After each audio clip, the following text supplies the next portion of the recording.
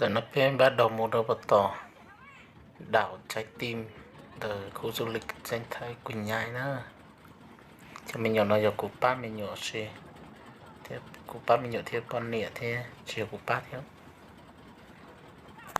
thế của cho con nịa thế bây giờ mua xì chỗ lót cờ lu ngon nó các tay cờ nó mình nhỏ thế mà chọn trái trang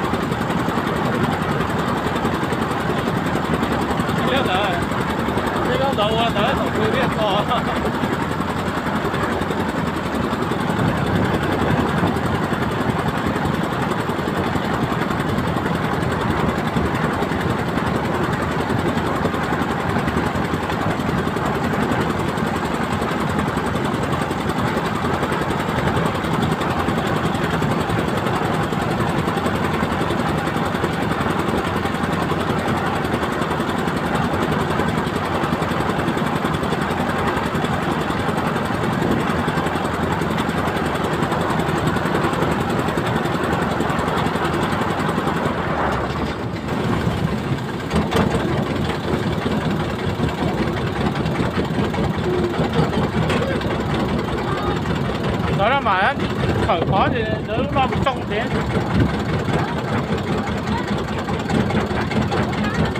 Tôi chờ xí hở nó sắp qua. 23 phút á. Mình nhớ có bé đâu. À.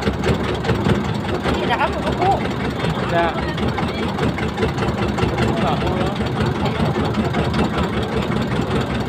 Đây lúc mẹ luôn đó. À. Đây lúc nó là mẹ luôn đó là.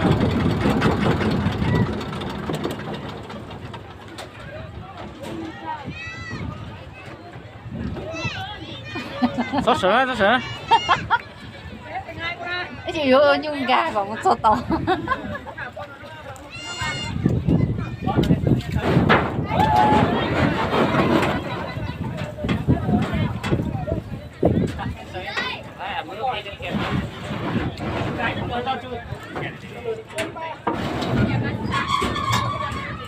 Wow. Dạ. Đó. Ủa, tốt téo, từ từ trẻ con đi nhá. Tốt tê đó. Đi đi. Không sao tốt téo. Ủa anh nhỉ?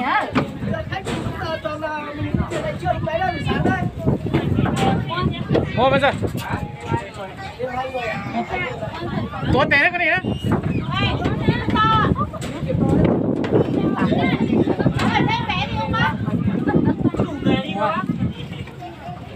Tốt một tốt. Tốt một tốt. Tốt tên thôi. Ok. Ôi mà bạn á. Không đi to. Đi rồi. Đội thanh niên đấy gì? Anh nhỉ? Thôi tốt tốt tên ra chúng ta.